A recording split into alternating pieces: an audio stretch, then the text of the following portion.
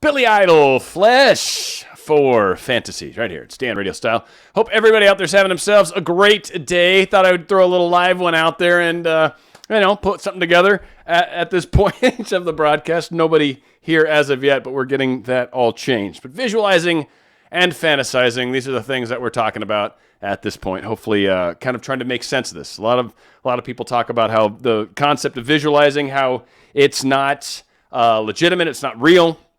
It's not good, I should say. So, is it good? Is it bad? Should I visualize? Should I fantasize? Am I allowed to do either? How does this all play out? How does this work? What's going on? And I think ultimately what a lot of it comes down to is let's start here. We'll go first with visualize and fantasizing the concept. Because I think fantasizing is the ones that people generally have the issue with. And so when you look at what the actual dictionary definition of that is, right? Fantasizing means to indulge in daydreaming about something desired, or imagine something that one wants to happen. Indulging or daydreaming. Some people say daydreaming is bad, right? That's another word they talk about where they're like, hey, that's a bad word, shouldn't say that.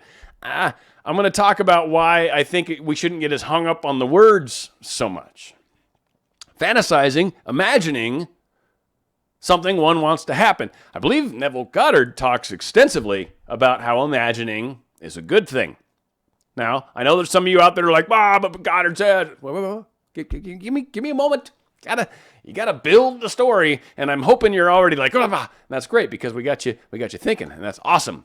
So fantasize, what? Is it good? Is it bad? Well, from the sheer dictionary definition of the word fantasize, it is by means not the worst thing out there. In fact, fantasizing is another way to imagine, and sometimes imagine with emotion. So fantasizing, I believe, from the definition of it, is a good thing, hands down.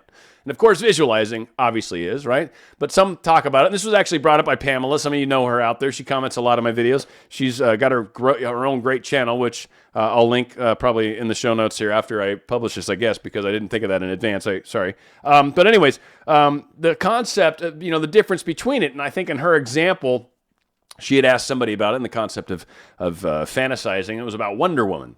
Now, I will say, if you're fantasizing about someone that's imaginary or not real, then yes, in that standpoint, you're creating a weird, separate, alternate reality. And I've kind of done similar things, not necessarily in that regard, but certainly in the way of fantasizing about people that were not possible to have, be it either not available or maybe, not famous generally. That's kind of, but like people that I couldn't be with, like people that were already involved or just not in the same place as me or whatever, right? So not possible to happen. So when you do it in that standpoint, you create this separation. You create a period of time where you're not going to be able to manifest any sort of real healthy relationship. Now, you might manifest them to a degree, right? But at the same time, you might not be able to manifest something greater than that because you've kind of created this limiting thing. So what that really starts to come down to is not so much the words that we use. Like there's not like word police running around in universe going, oh, you said this word, you're in trouble. No, it's not the word. Really what it comes down to is what's that underlying thing? What is it that is driving my understanding of why I'm using this word, right? I use the word want. Well, it's not so much a problem unless I am trying to create a scenario where I don't have something. That's why I want that. I wish I had it. Like when you've got that level of want, yes, you create this lacking area. And I'm getting off topic, but sort of on topic. But the difference between that use of want and just saying, yeah, I want a peanut butter sandwich, that's totally different, right? I'm going to get a peanut butter sandwich, I promise you. And if that's what I want, I'm going to get it. I'm creating that, and it's not being used in that way. So when we fantasize about something or daydream about it, and we label it in such a way that it's not possible, that it's somehow unique, that it's somehow different than something I'm capable of having, right? Hi, everyone. If it's not.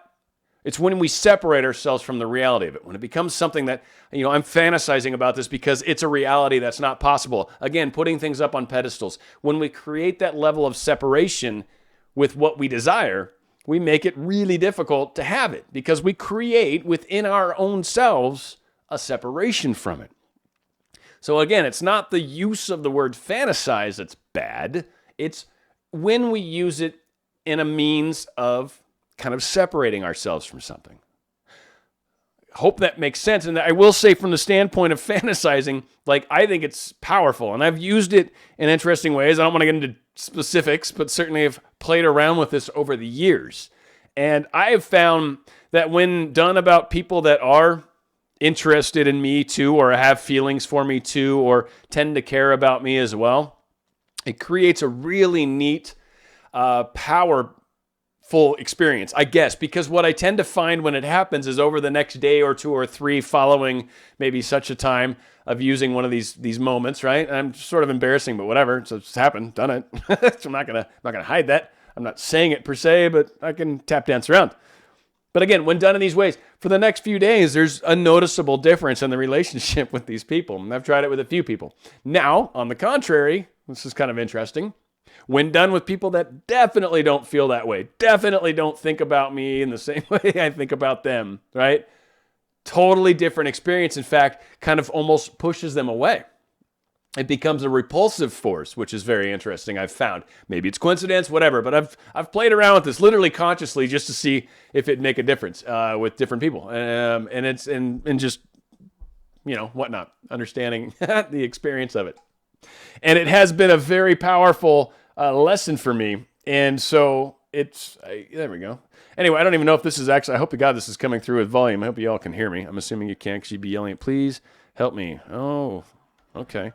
We will definitely get into some questions. So start throwing them out there for sure. Because I've almost covered the gist of what I wanted to get into with this. But a lot of it comes down to our intention with the usage. That why are we using those words? So when we're using visualize in the sense, fantasizing from the sense of it's something I can't have. So if I could only fly to the moon, right? Like if it's something that's just so far out there and away from reality, away from believability, away from what you think you can have. And a lot of that's self-worth. A lot of that's loving yourself, all that stuff that everybody loves to hear, right? It's our favorite answer. Love yourself more. You're like, shut up. If you say it again, I'm going to punch you in the something, right? The throat.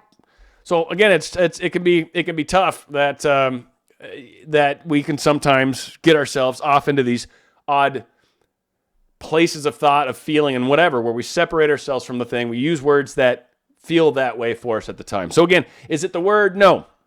Is it how it's used or why it's used? Yes, it's intention. Intention is so much of what really truly does the manifesting for us. So when you're having questions or when you're wondering why you're not getting there, when you're having these issues like that, really start to look at what you're asking for, how you're asking for it, why. Like, are you asking to be with someone that isn't in your life that you currently really have a hard time believing is even possible to get back in your life? Well, then it's probably more of a desperate plea than so much thinking about it necessarily the positive way. Or sometimes, again, you got to look at what really is your core belief, because that is what sometimes will make all the difference in the world when it comes to doing some manifestation. All right, I'm going to try to look at some of these questions now. Let's see. I'm going to try really hard, so please, while I read. How do you make, okay, wow. Okay, so Anum, please help me. I'm using 3 affirmations regarding my SP, but my mind resists. How to make affirmations useful. Maybe your affirmation is a little too extreme. Maybe start with something smaller. Sometimes it's an issue of getting ourselves into a better feeling place. I think Esther Hicks calls it something like the 18 steps or laws, where you can change the course of the boat through 18 corrections, 24 corrections. It's some ridiculous number, but it works. It's nice. And it's levels of feeling worse to better. So sometimes your affirmations may be, we're going to get married and forever be together and blah, blah, blah. And right now, you're not even talking to each other. Yeah, that's a big step. So maybe it's more of we're going to start talking to each other on a regular basis, right? Anum, that's a lot easier to believe. We'll be talking to each other soon. We'll be starting to work through our issues that currently have us separated. Make it something that's a bit more of a step in reality to your mindset right now. I know a lot of times I say, go to the end and let everything fill in the pictures. But if you have doubts about those steps, you can only go as far as you can go. So, take that step. But if it is an issue of that affirmation's not working, maybe your affirmation's a little too many steps ahead of where you're currently at. Bring it down a notch, 2 or 3, right? And then at that point, it does start to make it a lot easier, and you can get to where you're trying to go. And you're asking, what's the right affirmations? It's a great question. A lot of us ask that. The right affirmations are the ones that make you feel better. If they make you feel better, that's the right one for you. There's no, what Dan says is right. No. No, what Dan says is what Dan says, right? You should think about it for yourself and feel it for yourself. What works for you is what's going to matter the most. So hopefully that makes a difference. Oh, okay. So Elia, I think 1789, you're asking the state akin to sleep. I think that moment right before, I forget what they call that, what the beta or what, I don't know. It might be dream cycles, whatever the case is. I've done a little playing around with that. I've actually had meditative states similar to that. I've had induced states similar to that. I've experienced this from a lot of different angles. And so yeah, I don't mess with it as much during sleep anymore, mainly because I'm not in that playing around with it phase. And I don't mean that in any, if you're in that curious phase, oh yeah, by all means, when you can start interacting with your dreams, a lot of people talk about doing that too. When you start being conscious and doing that kind of stuff, again, I talk about awakening. I talk about bridging, expanding. The more of us that are slowly awakening to all this awesome stuff that we're doing, the better, right? The bigger difference we all make in the world, in the big picture, and in our manifestations. So, that's a big part of it. How you enter it, you can do into meditation prior to going into it. You can have intentions before you go to sleep at night. Say, this is I'd like to experience, and you will start to create those. Don't expect it the first night. Work with it. Work with it for a period of time. It's an issue of understanding yourself, your silentness, your silent beating heart with yourself, like quiet meditation. Like it's learning our own beta cycles, our own mellowed, turned off versions of ourselves. And when you get comfortable with that, you really start to open yourself to a lot of the expanded experiences that are out there. And I really think that's probably the most general way to put it, is it really is in a sense of just kind of getting used to that quiet, whatever that is, because there's always going to be some noise. There's never going to be total silence, especially depending on where you live. So it is what's your quiet, and can you get to that happy, peaceful place? And it makes a big difference. Pa? I don't know how to say that. Any suggestions on how to stop fantasizing or daydreaming about them all day? Well, seriously, all day is a problem if you mean that in that total literal sense. Sometimes I catch myself and I think it might be a little obsessive. If you're trying to manifest somebody and you've got free time, then think away. The time you spend feeling and thinking about them is creating a powerful force between you and them. That's period. That's what law of attraction is. You're putting that out, you're feeling it, you're vibing, you're energizing at it, and so very attractive. Now, if it is at the fact that it's hurting, say your job, or being able to get out of bed, you're staying home sick because you're so depressed, like that type of thing would not be good, right? If it's hurting your life in any sort of kind of bad way, and then you have to look at it as like this is obsessive at that point. Otherwise, are there other things you can do that are better time spent? Keep that in mind. If yeah, I could be doing some better things with my time. Like maybe I'm not filling out resumes or applications or looking at deals or researching whatever I do, or looking into why the universe is the way it is. Like whatever your thing is. Like if you're doing less of meaningful stuff too, then yeah, you need balance. So again, it's no black and white. It really depends on where you're at. You have to self-assess. All of us do. But you got to look at what you're doing. And if it's getting in the way of other things that probably should be handled or dealt with, yeah, you probably want to learn to balance things a little better. You probably could be a little obsessive at that time. Let me see if we got any other good questions down here. Good ending for you, Riyadh. Woohoo! Send an email. Yeah, I'm really backed up on email. Sorry, guys. That's all your question is. You're gonna probably be a little while before I get back to you. I apologize. Okay, trying to see if here's someone that hasn't said anything yet. Hi, Dan. Want my specific person happily without hurting my friend who is in a relationship. How do I do it? I guess I'm assuming that the person you want a relationship with is involved with a friend of yours.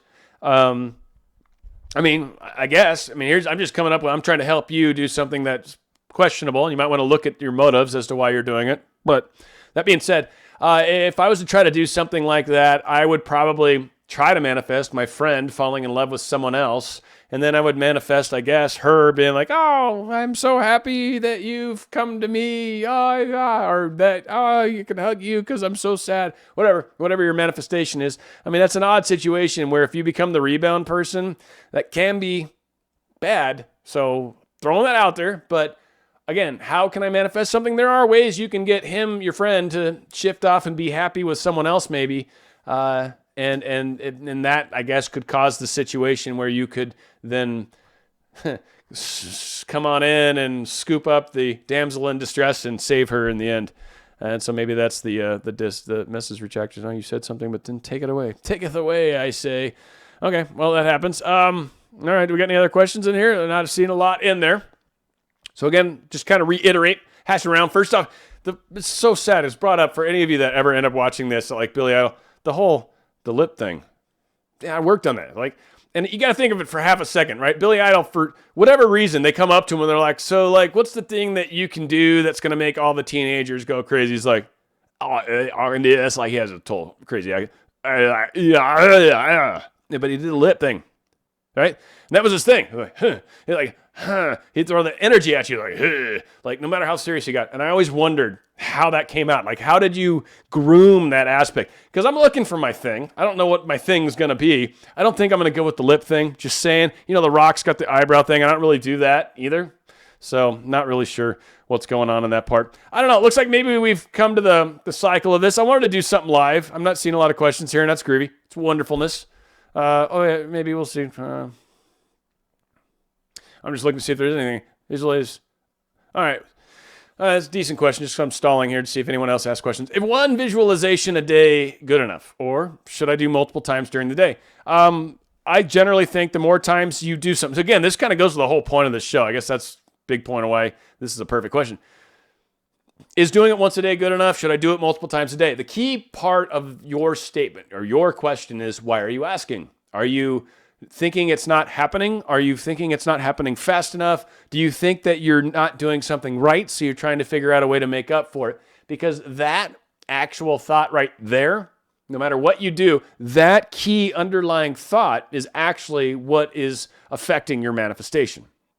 So if you're looking to just go all in and trying to put as much energy towards it as possible because you want to put as much energy towards it as possible, it feels really good when you do it, you love it, you enjoy it, and all that good stuff, then by all means, do it multiple times a day. It's certainly going to help.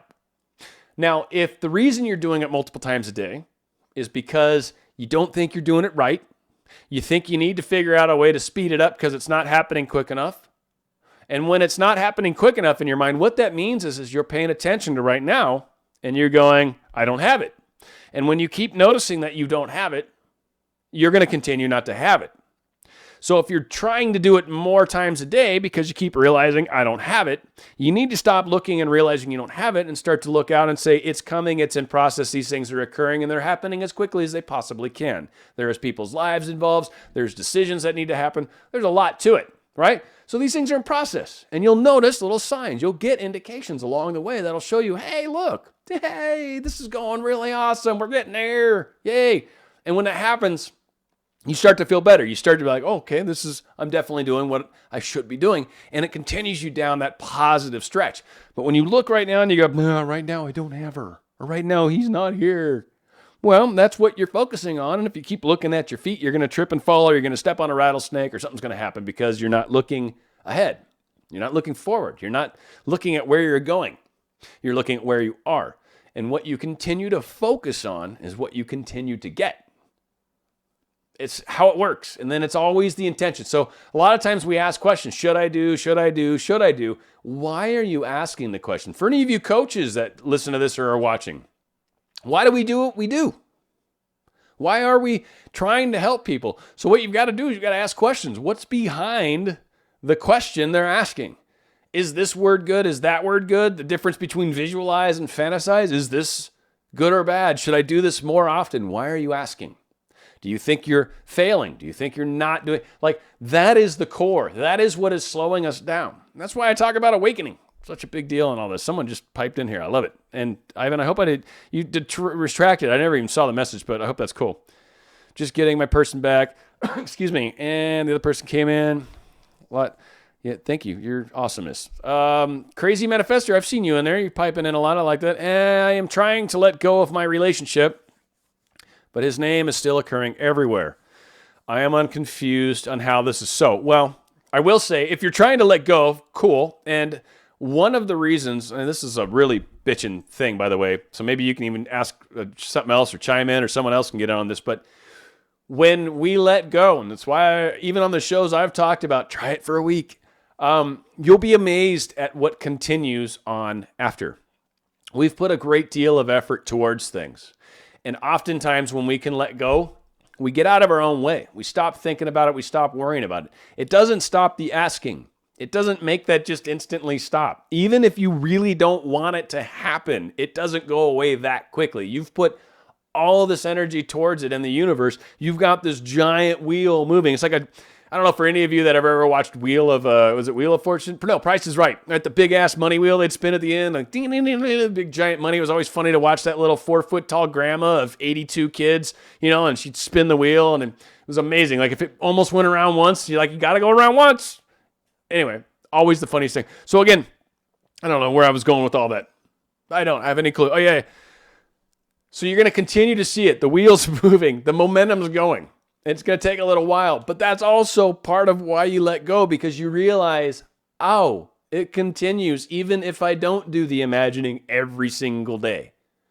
It's about the long term. It's about the longevity. Are we constantly putting on that handbrake and slowing the wheel down?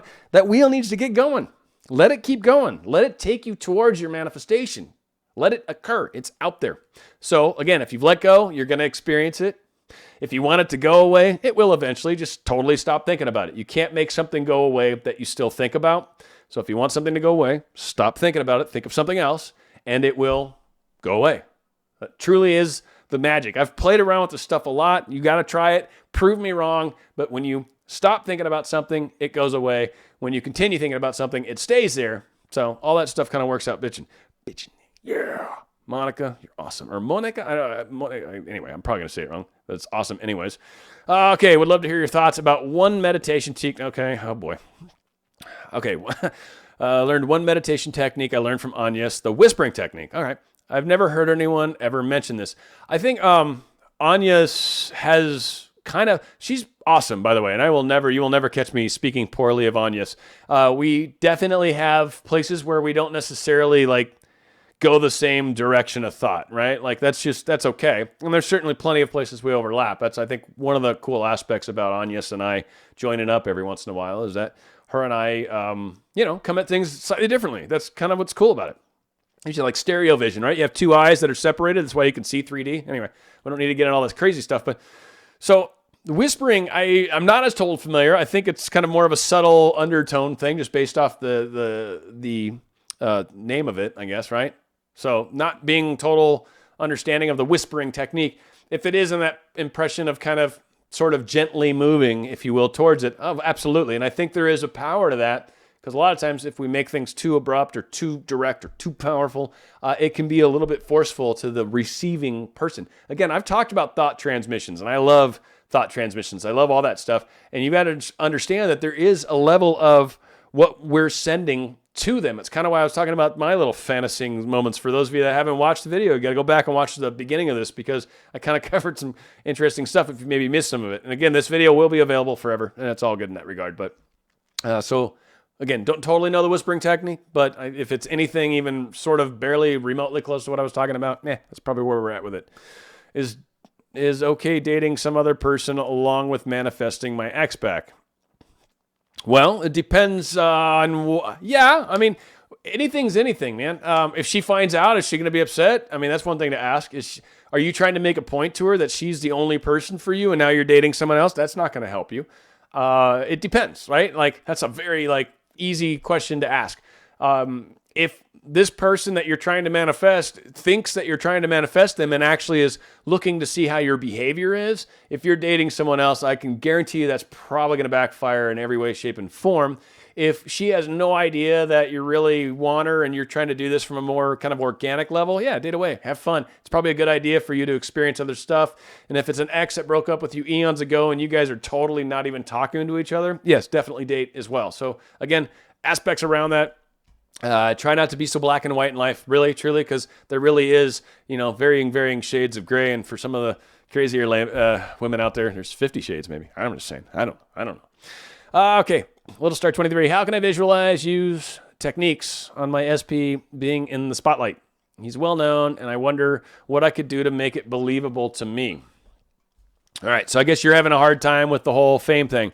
Again, so we've talked before, I have talked before, me, myself, and I, all three of us, have talked before about the idea of having to be able to believe the level of wealth that maybe we're trying to go to, for example. Right? Wealth's a really good one because it's easy to understand. So if all of a sudden, say you're making $5,000 a month or $3,000, whatever the hell you're making, right? Whatever you're making a month right now, quintuple it. How would your life change? Like a lot of times, many of us are like, I don't even know. Like, I don't even know what I would be doing if I was making that much more money in my life, let alone gobs more money, right? How would our lives change? What would happen? So what you need to do to try to help you manifest that understanding, that belief, is if you were uber wealthy and everywhere you went, people adored you or at least the person you're with, and you're going to have to be very secure in who you are, because to wish less than that on this individual, you're actually going to lose a lot of the things that attracted you probably to begin with. So understand that that's kind of part of what I think the attraction is the lifestyle, the concept, the idea of who this individual is. So again, be careful, because being famous has a certain set of drawbacks, without a doubt. And it can be very difficult. So you need to be ready for it. And if you're not even of the temperament that can handle it, you won't make it. So if it's one of those things where he's going to be having people, throw panties at him, for example, and you'd be like, I hate it every time that happens, you guys are going to be broken up in like 4 seconds because you can't take it. So you need to be able to prepare yourself for the fact that a lot of people want this guy, but if he chooses you, he's choosing you. He's choosing you. So that's his choice. Understand that. Don't be insecure about it. Stay strong with who you are. Be who you are and own it. And also, if you're trying to imagine it, start imagining that lifestyle, start imagining that level, and you will start to grow in wealth. You'll start to grow in, this is for everybody out there. I mean, you got to imagine what would be different if you had what it is that you seek. So hopefully that helps. Okay, I'm going to try all this. Let's see. It's essentially setting up a conversation with your person. Am I missing something prior? Okay, with your person to gently influence them to do something or say something that you would like them to see or hear you do. And then you say, as if you're whispering to them, but they don't know you're really there. All right. Yeah, so you're just gently sending energy there. There you go. So the concept of gently sending energy is more an issue for the sender. It has nothing to do with the receiver. A lot of people really think a lot of this stuff has to do with them. No. Thought transmissions are thought transmissions are thought transmissions. If you think of them a little or think of them a lot, you're still thinking of them, you create a thought transmission. The level of feeling you feel towards them can be significant, though. So if you're one of these people that's just hardcore, like, I love you so much, and you're like super crazy in love with them, and they're barely like, we're just kind of friends, you're sending a huge amount of energy that can actually be smothering. It can be smothering. I mean, it can be way too much, and you can actually kind of put the fire out, put the spark out if you want. So sometimes for those of us that are hardcore or really pushing, really hot and heavy, really constantly like, I have to have you, you're sending out a very hardcore energy and sometimes even desperate, which doesn't feel good either. And when you go subtle, it creates more of a softer energy. And from you, it feels better than the one that's really hard and heavy and crazy. So without a doubt, I would see the whispering technique would have huge benefit from that standpoint. And that's just without knowing it. So I'm sorry, you hit me quickly. That's all I can make up on the fly, if you will. All right. Let's see. Okay. I guess everyone's repeating. My SP is narcissist. So he always thinks about him. I bet you money he's probably not a narcissist. You probably are labeling him as such. But a tiny percent of people in the population are truly narcissists. And if he's truly a narcissist, I would honestly think about moving on with your life, because narcissists don't necessarily change very easily. And if they truly are narcissists, they represent like 1 or 2% of the population at best. And so it's difficult. So does my breakup will affect his viewpoint? No. If he's a narcissist, there's nothing you can do to affect his nothing you can do to affect his viewpoint. So crazy manifester, no. If he's truly a narcissist like you're claiming, nothing you can do will affect that at all. That's why I'm saying probably better seriously to truly move on, because the type of people that narcissists are, you don't matter. It's all about them. You are here to affect and help him. And if you're not offering anything that helps him, you're done. He's out. He's pushed you away. That's just how their mindset works. Not very healthy, but that's how it is. I think we give our exes too much attention and energy. Absolutely agree with that. How about we give it to ourselves? Excellent point. Thank you, Elia. 1789, wonderful year. I found that the wines were delicious then. I don't really truly remember it, but I'm sure I had a past life then. Okay, Dan. Empress Mireille. Sorry. When I visualize, sometimes I start thinking about random things, okay? Even if I go into visualizations with intention to, well, visualize. Love it. And I laughed with you. That was awesome. Why do our minds drift? Because a lot of things are going on in our world, and that's a big part of, like I said, really early on this. If you haven't listened to this whole thing, it's probably worth giving a once-over, because there's some decent stuff in here. But again, we have noise that tends to happen within us. As we meditate more, we learn to get used to that quietness, if you will, that silence. And some of that noise starts to fall away. Slowly you start shedding some of that. And when you're meditating and stuff pops up, it will let go of it. It's when you keep going down that thought process. No. Let go of the fact, yeah, of course you got to go to the store. You don't need to think about that right now. Yes, my kid's having a hard time in school. That's not going to change this very second either. Stop thinking about it. It's just let go of it. And try really hard to just focus on your breathing. That's why so many people recommend the breathing. I think Esther Hicks says it really well, but a big part of it is you know how to breathe. You know breathing. There's no questioning breathing. There's no, am I doing this right or wrong? You breathe in the nose, you pause for a second, you breathe out the mouth. Oh, you're doing it right. You're breathing perfectly. The breaths, the in-breath and out-breath should be close to equal length. If not, they shouldn't be forced, right? So just bring it in, bring it out, same pressure, right? If it takes longer to exhale, cool, good on you. That's okay. It's all okay. Again, a lot of times I think we get really stuck in sort of how we think the experience should be, and really kind of lose sight of the fact that it's a process, right? And so as you get used to meditating daily, you'll get used to shedding off some of that stuff, and it makes imagining easier because you got less noise going on in the background. I almost lost my train of thought, but I somehow came back to it. So obviously the Empress deserved this answer. How did you get on this path? Oh, wow, spiritual path. Ivan, great question. Truly, that was a great question. Dan, personal questions. How did you get on this path, spiritual path? I was probably 13, 14, and started noticing different experiences with people. Like I could feel what they were saying, even though they were saying a certain thing. Like I could feel how they felt. And my older brother was like this. My mom's kind of like this. But my older brother was the one that really helped me understand that there was something to it. And from that, I really started going down a whole crazy train, and really I just fell in love with the idea. I was a very religious person when I was younger. So there was part of that too. There's always been a very high level of spiritualness. I think some of it's just kind of inherent in who we are and all that, but yeah, it all comes out. It's good stuff though. Okay. So I'm probably just going to take 1 or 2 more questions, but we'll see. Is avoiding your SP help in letting go and surrendering? If you're avoiding, you're consciously doing something. So you're not avoiding now. You're actually trying to stay away from them. When you try to stay away from somebody, you're going to see them more often. It's kind of one of the joys of trying not to do something. You end up doing it a whole bunch. So I would stop trying to avoid him and let go and see what happens and not worry about it. Like focus on something else. Focus on, your work, or focus on your family, or focus on a hobby, or focus on basket weaving, whatever, underwater basket weaving. That's kind of funny to some places. I hope that's not offensive in others. I don't know. Sorry. But again, try to focus on where you're trying to go with everything, and you will be surprised at, where everything goes. Okay. Yeah. So Crazy Manifestor brings up something cool, and it's very true. She's talking about like when you manifest, or when you meditate and you get used to it and kind of getting used to that silence, you start to notice that things will A lot of the negative things in your life will start to drop down, will start to change, will start to go away. And you will find that it's very powerful when you do. When you start to lose and shed some of the stuff that goes away just over meditating over days, practicing it. I know it's totally off topic from what we're supposed to be talking about, but it's really important, and I'm glad people are asking. But without a doubt, it sheds off some of the noise, and when you get rid of some of that noise, you start to notice things just change in your life. It's a very, very cool thing. I hope all you guys enjoyed what we're doing here today.